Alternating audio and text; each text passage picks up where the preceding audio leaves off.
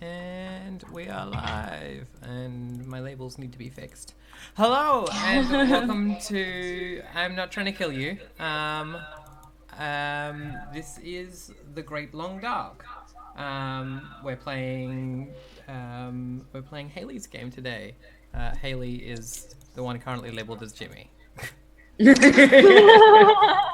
She's Oops. Haley. There we go. All right.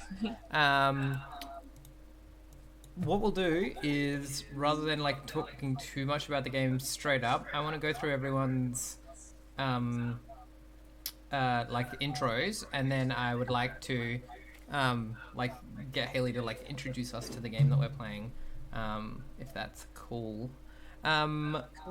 First up, we have Tiara. Tiara, Hello. tell us who you are. What do you do? What are your pronouns? I'm Tiara, aka Creatrix Tiara on most of the internet. My pronouns are she, they. God, what do I do? What don't I do? I I write, I produce, I'm kind of poking into games, especially stuff that's either writing based or experiential based. I also rant a lot about immigration, which is how I got pulled into this game. It is the bane of my existence. Ash was like, you might have feelings I was about like, this. who's the person who won in this game? Me. Yeah. So, yes, that is I. I've never been on a Twitch stream before. Welcome. Welcome. All right. Emily, who are you? What do you do? What are your pronouns? Hello, I'm Emily. I'm a filmmaker and an artist. You can find me on Twitter at Blackwall Says. My pronouns are she, hers. Cool. And Haley, who are you? What are your pronouns? What do you do? Hey, I'm Haley, also known as Jimmy. My pronouns are she, her. I'm from Storybrewers Role Playing, which is my partner and I, and we wrote this game together. And so you can check out, you can tweet at me at Storybrewers, or you can go to our website, storybrewers.com, and check out this and other free things for downloadables. Link in the description. Cool. Cool. All right. I'm Ash. I'm usually your GM. Today we're playing a GMless game. My pronouns are she, her, hers. And we should. First off, I want to cover X card. Because we're all adults and we're playing games that involve emotions, and that when we all respect each other, we need to make sure that we have a mechanism for just like flagging if we're not feeling okay with some content. If it's taking us to a place that we don't want to be, anything like that. We have two mechanisms for dealing with that. One is we say red card or X card. If you say like just X card this or whatever, or red card this, we will just stop. We will elide the current thing. It will never have happened. We will draw a curtain over it and just move on. We won't ask questions about why or anything like that. We might ask the question. The only question we might ask is, what is the thing that you would like us to avoid in future? If you're not capable, sometimes people are non-verbal when they're dealing with this stuff.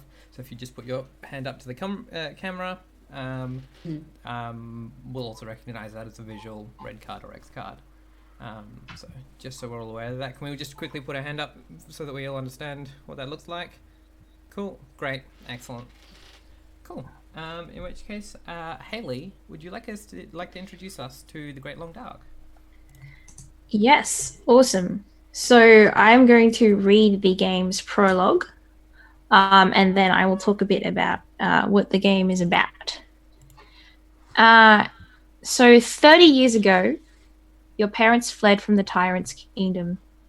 They packed their things in secret and prepared to make the long, hard journey through the underground to freedom. As they went, they made a promise to the suffering many they left behind. To the brothers, sisters, uncles, and friends who lived under the tyrant's yoke in daily fear. Your parents promised to return as soon as they could. To return with steel and iron and vengeance. To return and rescue those that remained. So, with the hopes of their people upon their backs and little in their pockets, they set forth into the labyrinth. Into that maze of caverns, ancient halls, twisting tunnels, and lurking horrors. Into the great long dark. For months they wandered from terror to terror, losing many of their number. But at last, after escape seemed a distant and foolish dream, they finally emerged into the light. Blinding sun, lush green grass, fields of wheat that stretched their stalks ever higher. Foods they'd never tasted, sights they'd never seen. Freedom. And so your parents stayed there in the grasslands and started a new life. They planted wheat, built houses, and had children. They had little, but were proud of the future they sculpted. Though they never forgot their promise to the ones they left behind, still they never returned. Year after year, just when their heads were filled with thoughts of those they loved, something held them back. There was wheat that needed tending, animals to feed, shelters to build, and children to raise. And there were the horrors. The horrors of the great long dark, haunting them, filling them with fear and black dread. And so, in almost an instant, 30 years passed. Now your parents' people, your people, can wait no longer. Now you must journey to the tyrants' lands and bring them home. Now you must journey through the great long dark. So that's the prologue of this game. As we mentioned, this game has no GM, and it is a storytelling game. And what we're going to do during this game is we are going to explore the journeys of both the younger generation as they journey back to their parents' homeland, and also the older generation as they we go back in time and sort of explore their journey as they initially escape the tyrants' lands through the Great Long Dark. So the way the game is structured, I don't need to explain all the rules of the game now. I will explain them bit by bit as we sort of get into it. So at this point, the game calls upon me to read another section. Yeah. So I'm going to do that. they're beautiful sections of text. So this is Act 1, and it is called The Return. You have been born in the grasslands, the green and fertile plains. Now you have grown to adulthood. You have been raised in a world of hard work, plenty, beauty, and freedom, with the old culture of your parents and the new one of the grasslands, with strength, with hope. Today you awoke to find your parents crying. In the vast, vast distance over the labyrinth lies the land your parents came from. And above it, like a cloak of death, sits thick, black smoke. The land of your grandparents, of your cousins and aunts and uncles you have never known. That land is burning. And so the promise of your parents can wait no longer. Your people must be freed from the tyrant's grip. And only you and those who grew with you in the grasslands are strong enough to do it. So at this point, we need to get the character sheets. Yeah. And we need to create our child character. Cool. So we've got character sheets, and on those sheets, the sheets have two sides. They've got a parent side, and they've also got a child side. I'll just chuck in the handouts. I'll chuck that like that so that everyone can see that that character sheet. Awesome. No, I need to add a handout. And it looks like this.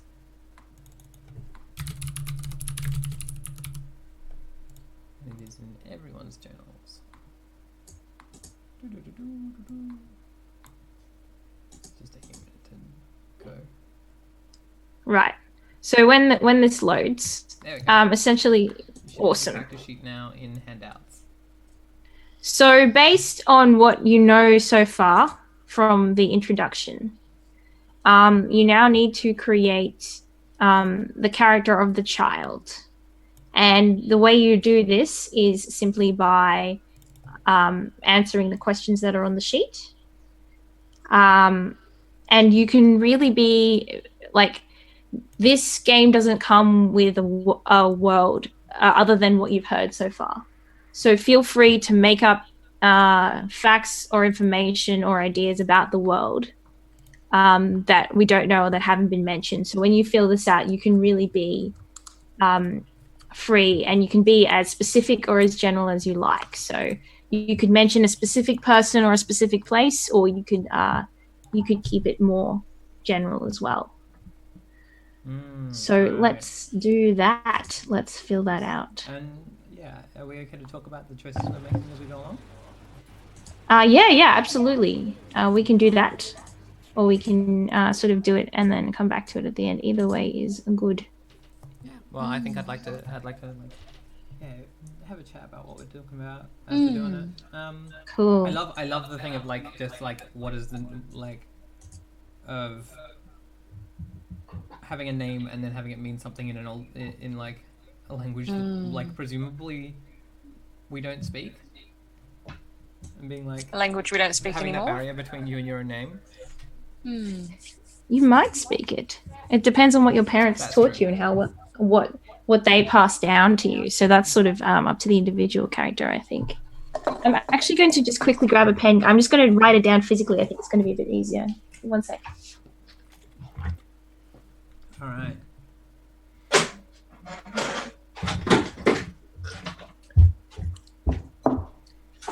Who's got Stella Louise Orc Tutu or Orkutu?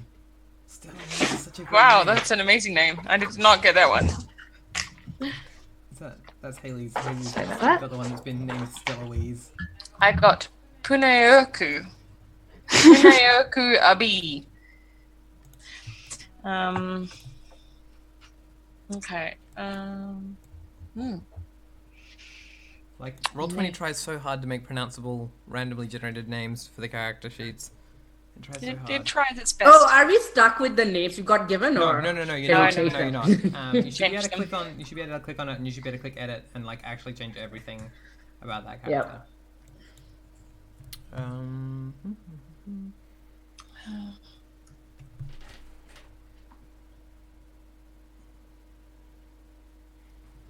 Like, I don't want to use an English word and then give it a different meaning.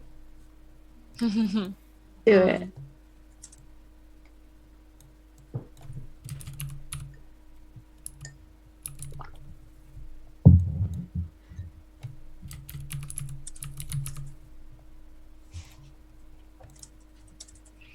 I'm gonna go with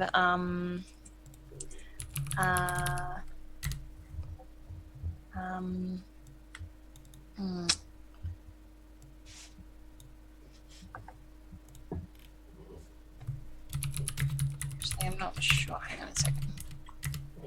Let me think about that one.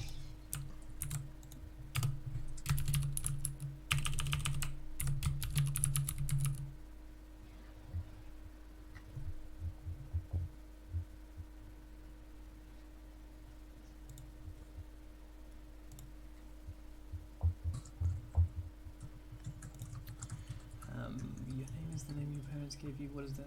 What does it mean in the old tongue? So.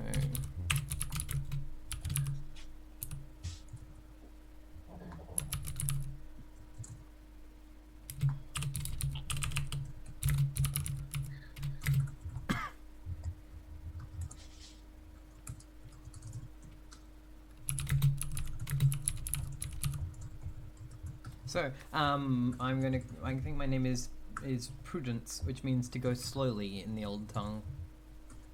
I like that. Awesome. I think I'm going to call. I like to ask the question, why are you going to the old land? Like, it's not just why are you making this journey? It's not just because it's on fire. Yeah, no, I mean, I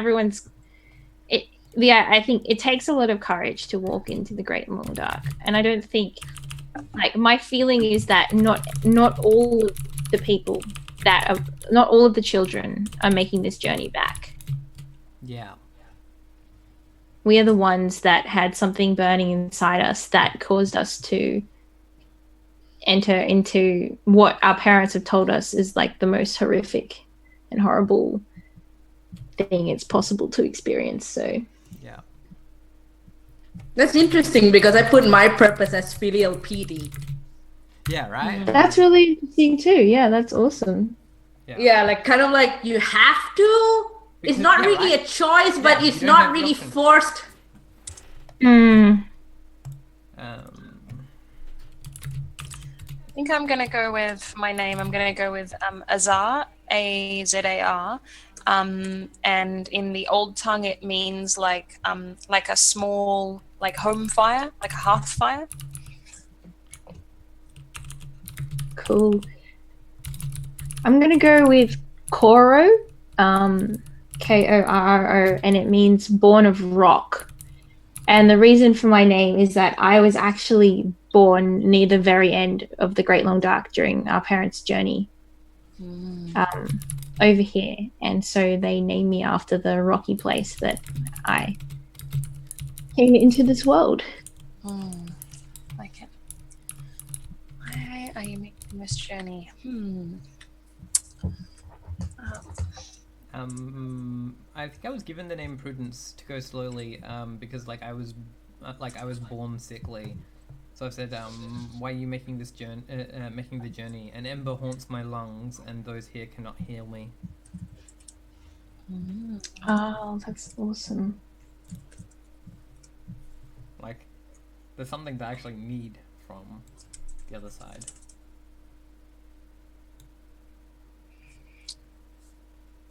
Yeah, I think my name was a very kind of sentimental thing from my parents when they sort of reached this new land, and were really able to build a home that was their own, free of this tyrant's rule, and yeah. So I think the to my character's parents, the hearthfire was kind of like this symbol of quiet independence for them.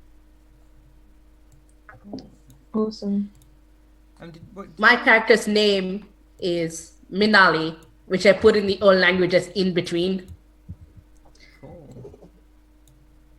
Is there a kind of story reflecting, not sort of in between kind of worlds that I put in my Yeah. character notes. There's this person, Minali could have been the middle child if it weren't for 2 miscarriages before and after.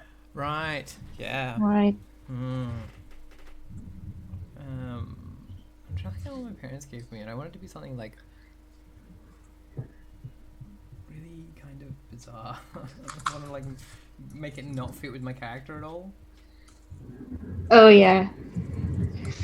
Like be at odds with the like sickliness. I mean, I think Prudence has a big fucking sword, or maybe a gun. This is the what did your parents give you? Yeah, Yeah. and like A weapon. yeah, right. Like she's not really physically capable. I think a gun makes sense. Like it changed, and like this is the thing where like we're establishing our fiction. Yeah, that says a very specific thing, doesn't it, about the Yeah. world? Mm. Is How that do- something how do like, people feel are about we that? comfortable with that? Do we want this to be a world where guns exist? Yeah, I mean, I think we should just go where our Cool. where we go. All right, I'll do it. I think Remming. I'm just gonna say a revolver. I think cool. Did we cover why Azar was making this journey? Yeah, I'm still trying to decide on that one. Right. I feel like it's something. I think it's actually kind of a rebellion on their part. Like it's not so much a thing they're doing for their parents, but more because they don't. I don't know.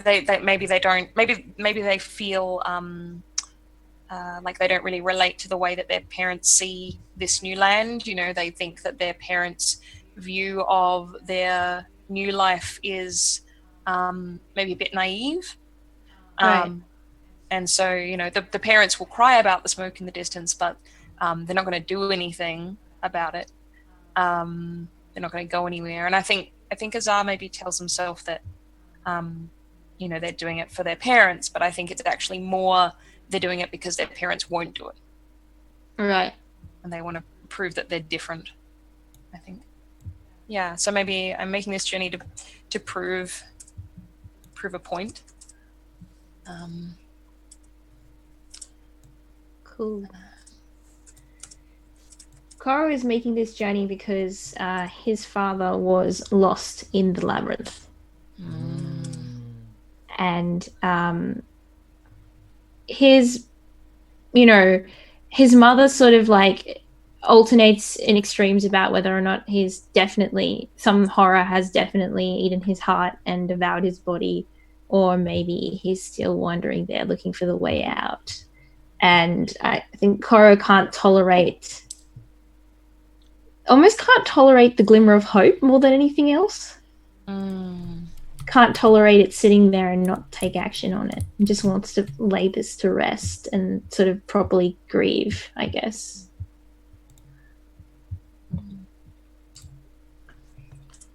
I think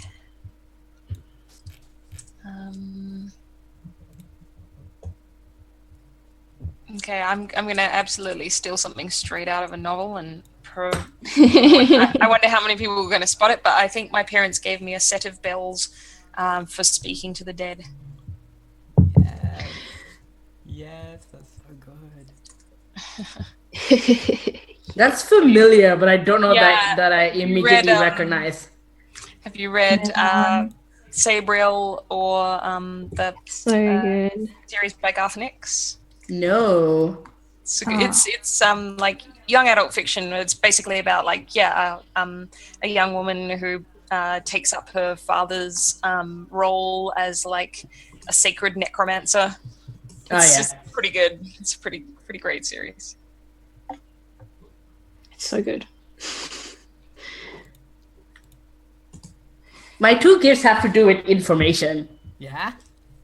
Yeah, the parents have brought over / given / probably stolen from their book stand a book of information about the old country, but it's kind of old and some of it isn't translated very well, so it's a little bit spotty in parts.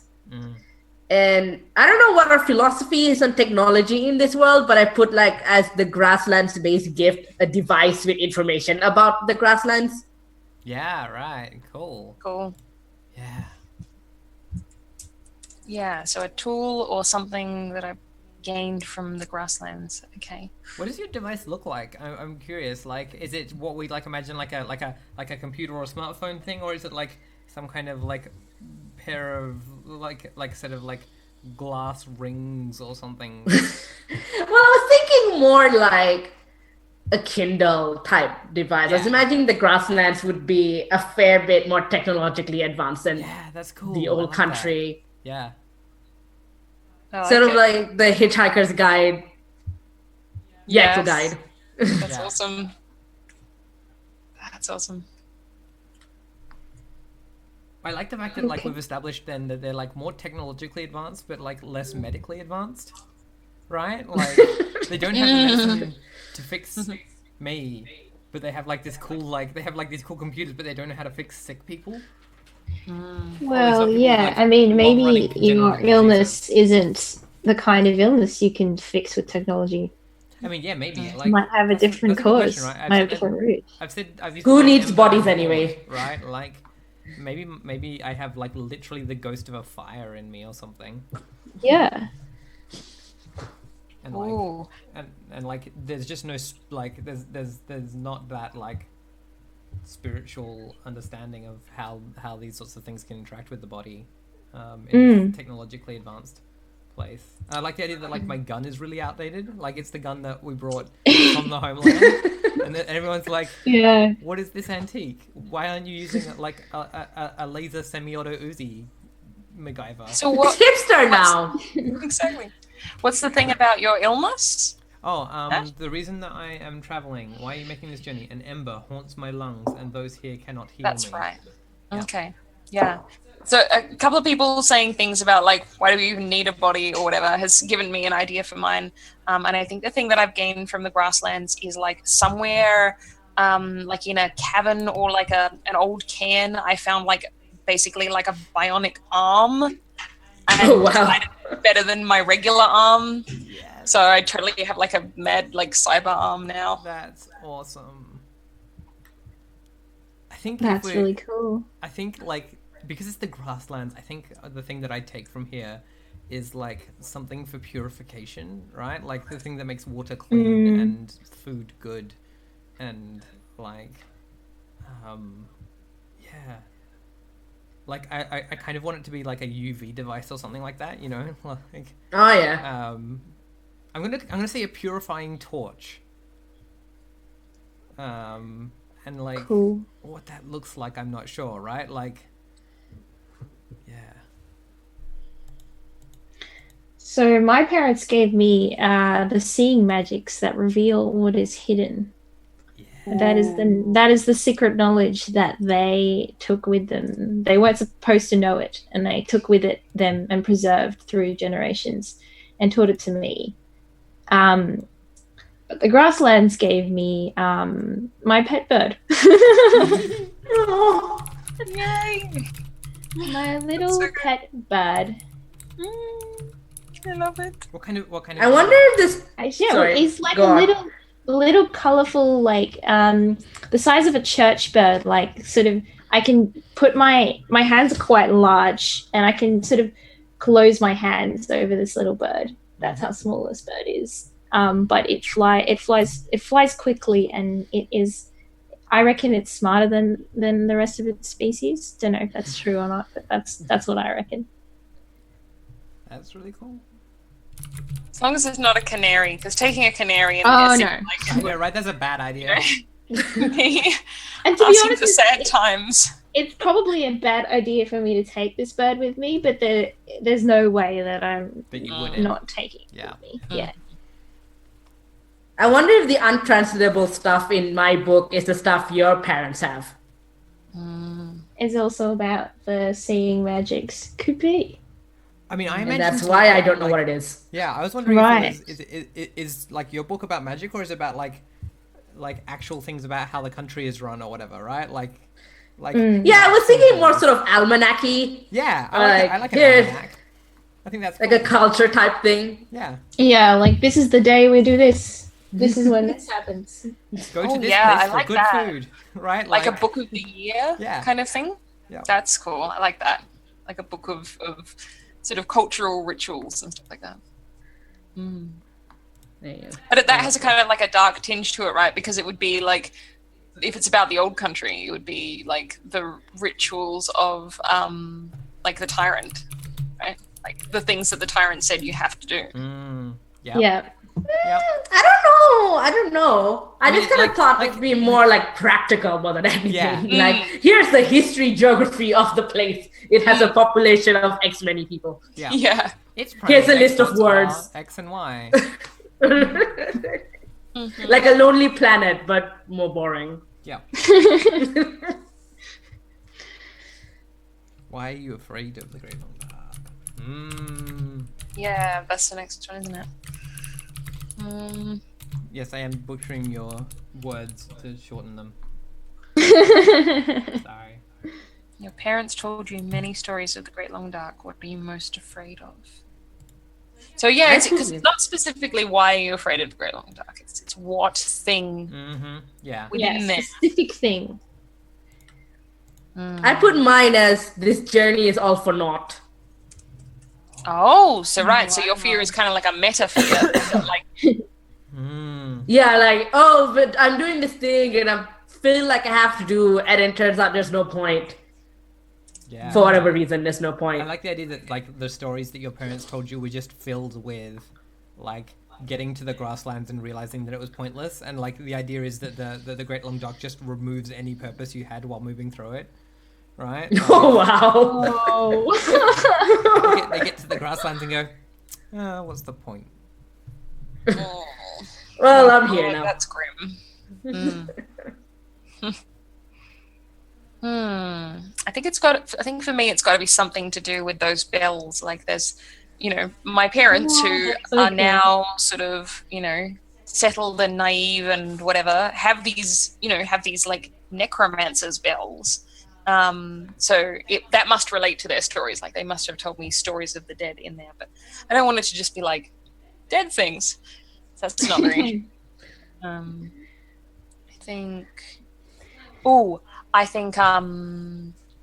I think they've told me stories of some sort of doppelganger.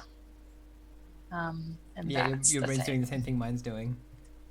Yeah. I was thinking about a swordsman who steals the face of those he slays. Yeah. Right. Oh, that's so cool. But like, if you want to do a doppelganger thing, I can. I'm good at coming up with monsters, so. You are. That's true. It is your twin who is dead, but they're gonna be alive again with your magical bells. It is your twin who is dead. Amazing. That's why you need the bells for, to get your twin back. Exactly. Yeah. My twin that I didn't even know I had. And who somehow aged even as they died. So, if you want to do you want to do a doppelganger thing, Em? I think I do. Cool. Yeah. I'll. And I think it's kind of vague. Like I'm going to leave that vague. I don't Yeah. know Yeah. what we can that pull means. it out. So I am most afraid of the story that my parents told me of the inky blackness that's so thick that you can find yourself swallowed up in it and you don't notice until you actually just disappear. That does sound scary. Yep. Takes the great long dark very literally. Yes. Yep. That's why you don't notice it, because it's dark everywhere. And then you realize that what's surrounding you isn't just darkness, it's blackness. Something tangible. Yeah. Mm-hmm. So yeah, we have a doppelganger. We have like a meta sense of like hopelessness. Yep. We have like And literal us. darkness. Consuming darkness. Yep. I want to put something that's like a fucking weird like. Okay, yeah, no, mine is. There are these creatures that look and act and sound like human infants that Ooh. that like cry for help and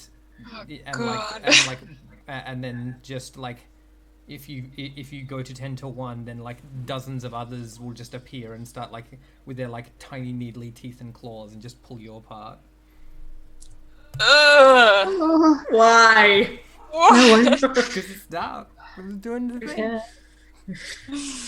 Yep, no wonder our parents don't want to go back there. Right? We've- I Yeah. don't feel like they made the right choice. Yeah. That's what the miscarriages were. Oh god. Yeah, right? Oh. Oh, it's totally like Oh god. oh, that's terrifying. Oh, that's grim. Okay, I'm getting close to my edge there. Yeah, I was gonna say. Dead about the babies, the limit. game. That's my limit. Oh god. I like saying where my limit is. Mhm. Alright. Get it out there. It's one of those games that it's good to know this ahead of time. Yeah, right? Like you don't want to be like busting that out halfway through without anyone knowing, being like you're in the middle of the like you're halfway between being consumed by inky blackness and then suddenly you hear a baby crying. Could happen. Alright, well I have cool. a child. Yeah, I think we've all got our children, which is awesome. Uh-huh. So what we're going to do now, so now I'll sort of explain the mechanics of the game.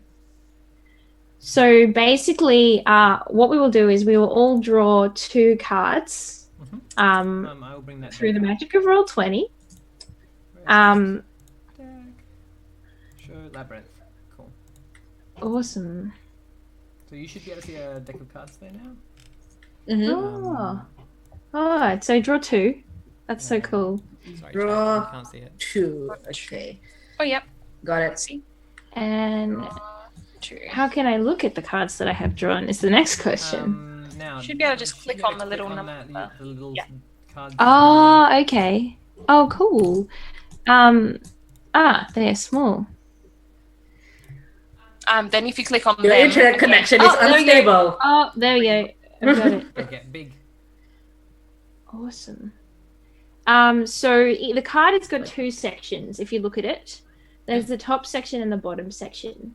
The top section is the parents section, and the bottom section is the children's section. Ah. That's Okay. cool.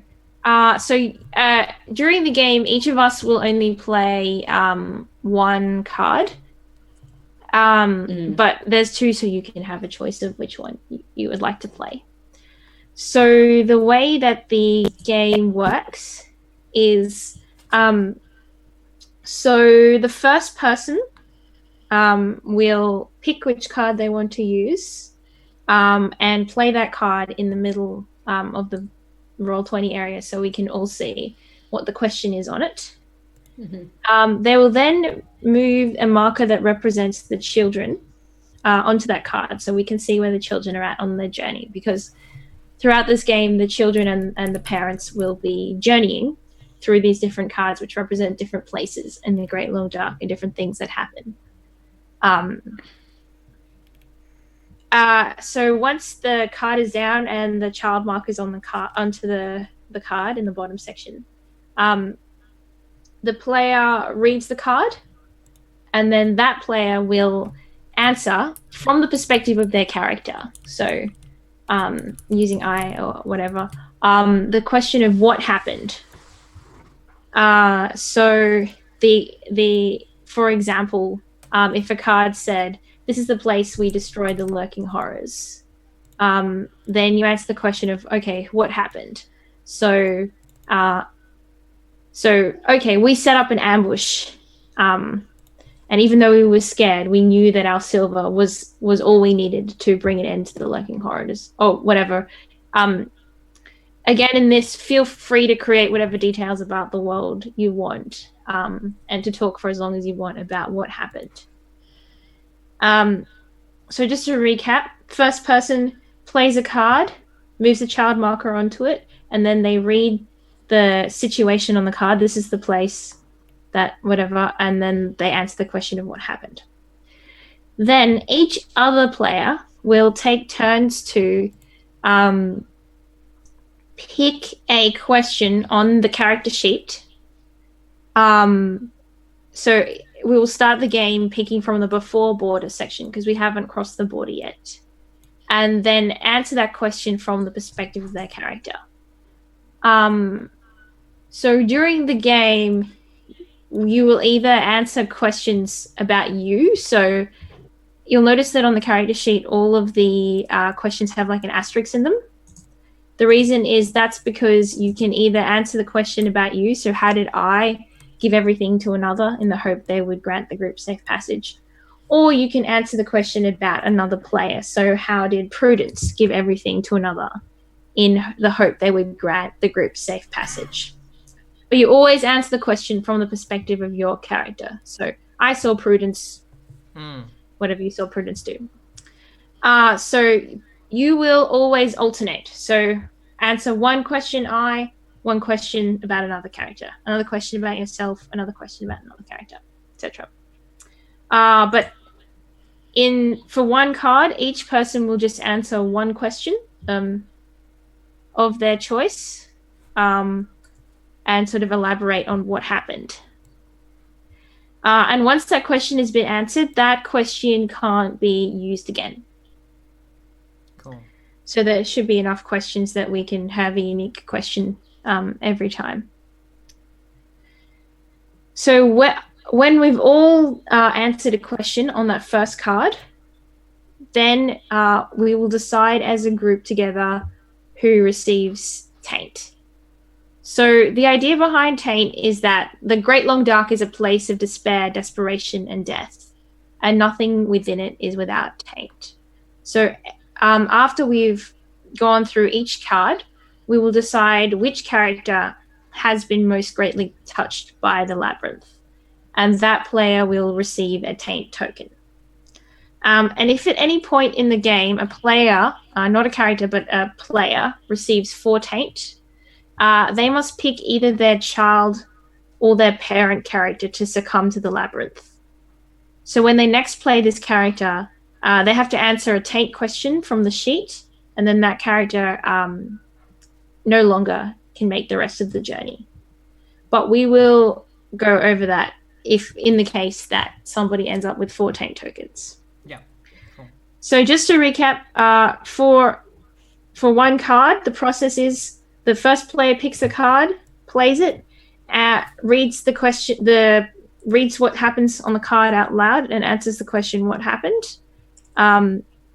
Then each other person answers a question from the character sheet about either themselves or another character. Does anyone have any questions before we launch into it? What I'm going to do So- is, for tracking taint, I'm just going to I have a question. That says, Yep. that just says, like, who's got how much taint. I'll just put it on the board. I mean, we So- literally just need a number. Yeah, exactly. So, that's what I'm yeah, doing. Yep. whatever's easiest. Yeah, cool. So the Yes. part where the other players are asking questions, is the assumption that they're in the same scenario as the Yes. first person thing? Okay. Yes, that's right. Yeah, We're so all moving as a group, I think. we're all moving as a Okay. group. That's right. Yeah, we're all moving as a group. So we were all experienced all of the events that we are going to be creating as the game progresses. Cool. Alright. No one has any heat taints so far.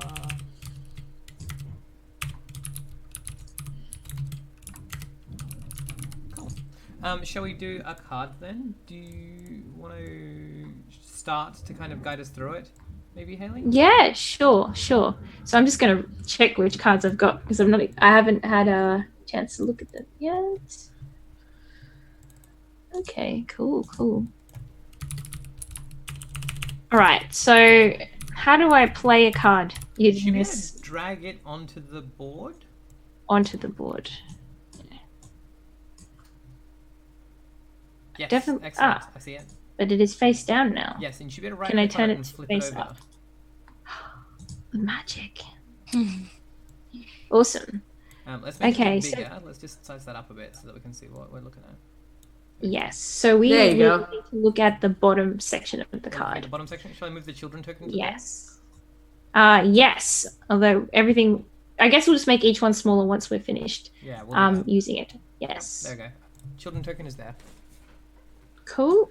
Except that I need to move it so I can see it because my Oh, screen you is can- tiny. You should be able to Cool. scroll up and down in the actual window. Oh my god. There's so much. Sorry. In the window. I'm learning. There's so, Okay. There's a whole world here. Awesome. Okay. So this is the place where the black sands swallowed us and we braved the under earth. So what happened? So it's towards the very beginning of our journey, and I had entered the labyrinth with sort of a sense of quiet confidence that even though I knew how awful everything my parents had said was, I felt like since I was the new generation, since I had the new knowledge and the new technology of the grasslands, I would be untouchable.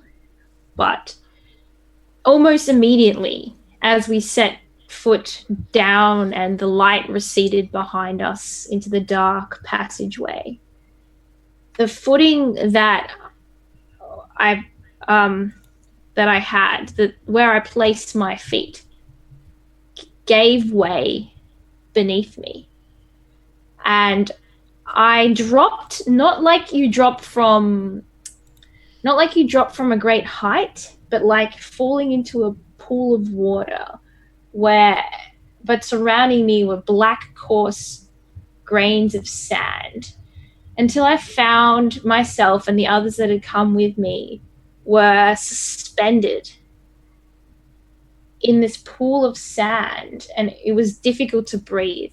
And I could feel that around us, the sand was getting coarser and thicker and packing in on us. And that if we didn't move, if we didn't take an action, we would get swallowed and trapped here, like mummified in these black swimming grains of sand.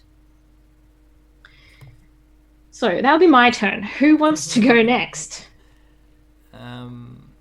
Like the next person in order is actually me. So Okay. who wanna So ask the you just question?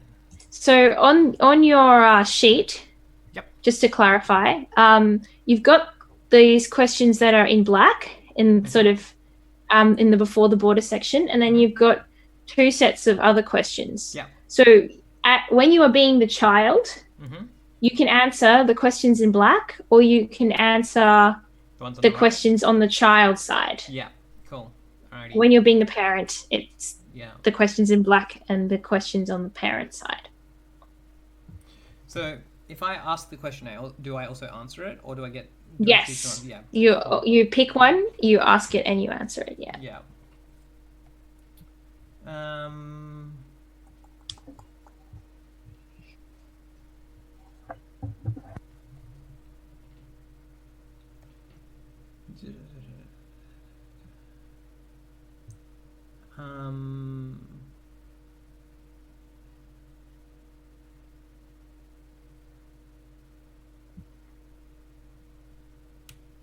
I think I want to go with I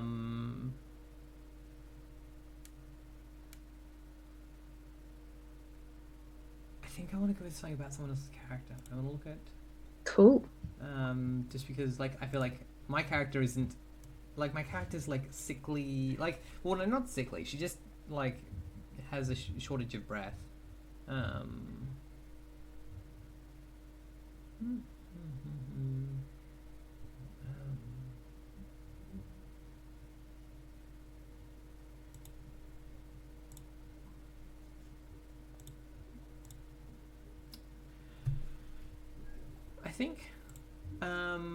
I think I want to go with Azar. I want to know, yeah. So,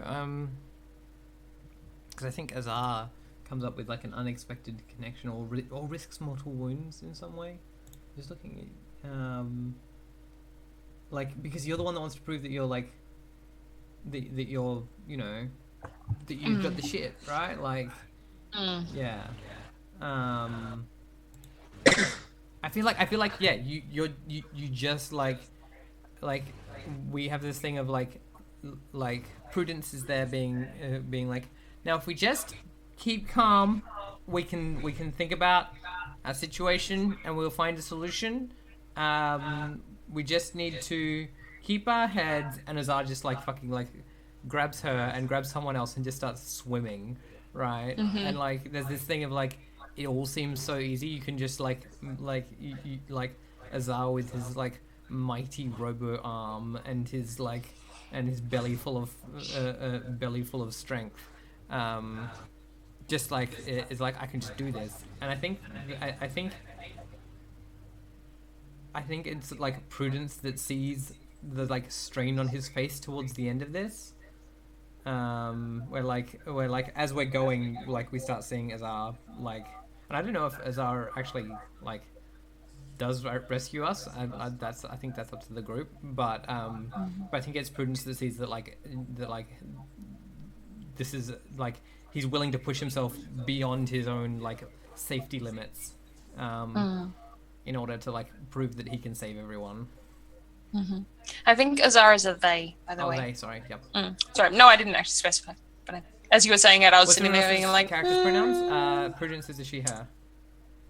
Cool. Yep. Yeah, Cora is he, him. Minna is a she.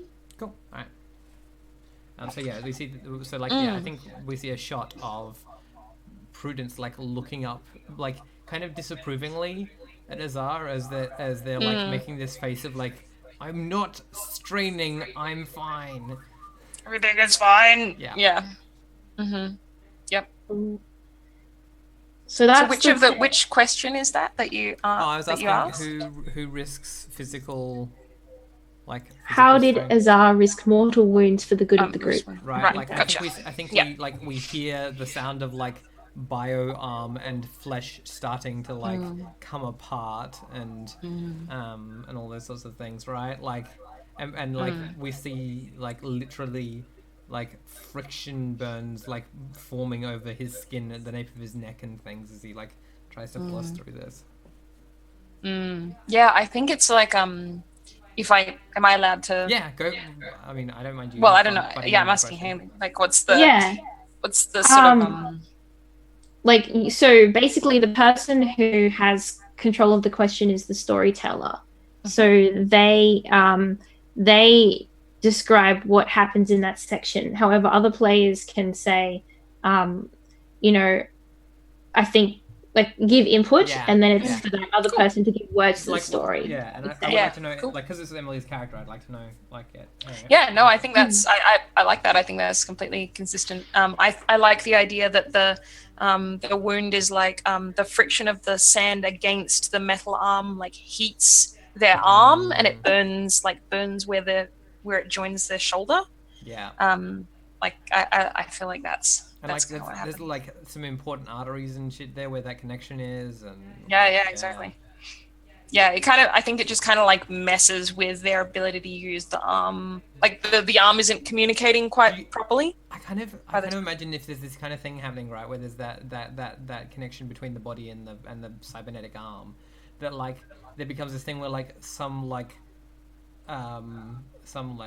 lubricant fluid or like electrolytes from the arm or something like start to like get mixed with your bloodstream or something, and you get like some kind of like poisoning from it Like as a well. poisoning, yeah. Basically, the connection goes weird. Yeah. And bad. Yeah. Yeah. Cool. Nice. After me, it is Tiara to ask a question. Okay.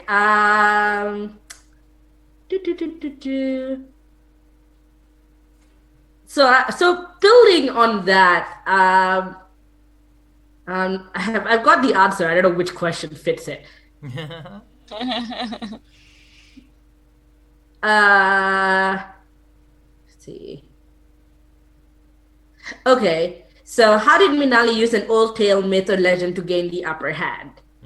And as Minali, I see all of this going on with Azar and the bionic hand and basically setting themselves on fire almost. And I remember an old story in this book my parents gave me about travelers who get caught in quicksand. And the deal with getting caught in quicksand is that the faster you try to escape out of it, the more in deep shit you are. So the way to get out of quicksand is to be very, very calm and move very, very slowly, which is highly counterintuitive because, well, you're surrounded by sand at this point, and everyone's like, what the fuck are you doing? You're gonna drown. But I remember that if you move too fast, you get what happens to Azar's head if it gets on fire. But say, no. You have to move slowly and calmly. Because the question is, I don't know which direction to get out of, but the whole point is to get out slow. Cool. I like that. Yeah, you like you tell us that, and Prudence is like, see, I told you, we just had to think about it, right? Like, we just have to keep our heads. Emily, you've got a question to answer. So it's specifically the ones above the black. The ones box? in the black, or the ones on the right above the black? Okay, Yes. either. All right. Okay, cool. And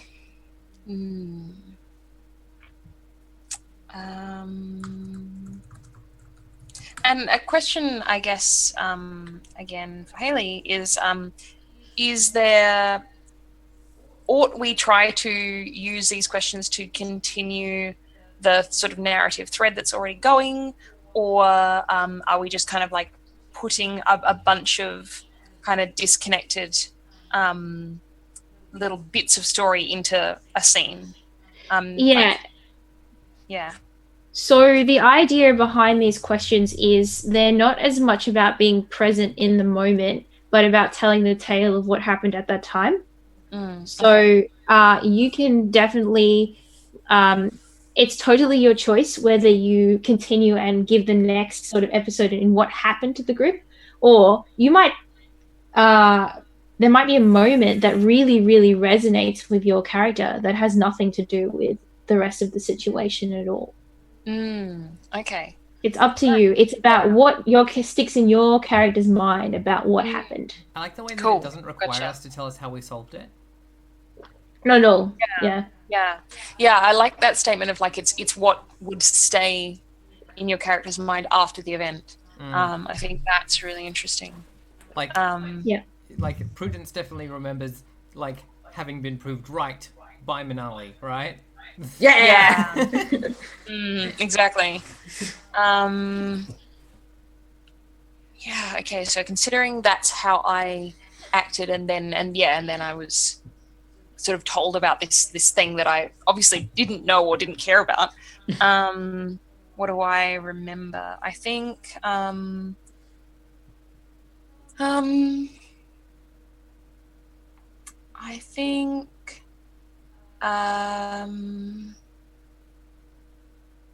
I'm curious about, because we've sort of heard a little bit, I guess, because I assume will we get right back round and will Haley, will you also have a answer a question? No, this No, is the you end won't. of this, Okay. this Cool. situation, this moment. Okay.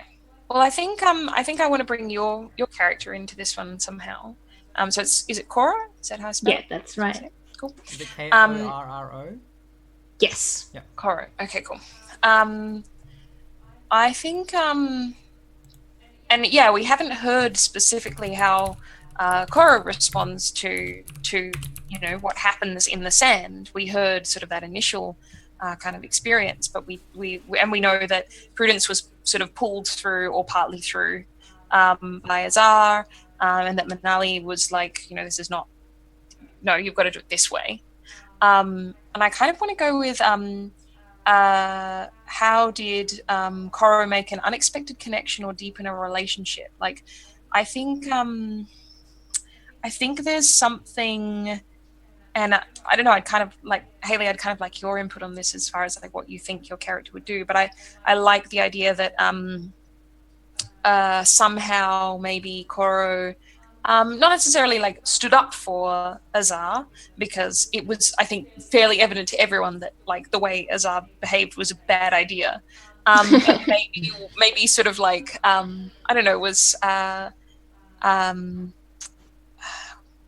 responded somehow positively or like Yeah. but I'd like to know sort of what you think that kind of unexpected connection could look like. I think it's probably in Cora's character to sort of like just quietly support Azar. Like Azar is as we discovered sort of straining themselves to do the best for the group. And I think Cora would find more value in that than having the right answer. Okay. Yeah. All right. Cool. Yeah. So I think there's sort of an interaction there as well. Cool. Yeah, I really like that. Awesome. That's really cool. Well, I'm not mentally sorting all of us into Hogwarts houses right now. Like I'm Jones Ravenclaw and Yeah. Azar is Gryffindor. I'm the Gryffindor. Fuck. Damn it. It sounds like Coro is the Hufflepuff then. Yeah. yeah, Does that sound like it. Does that That's make all right. Slytherin? Well, Prudence is the one with the gun.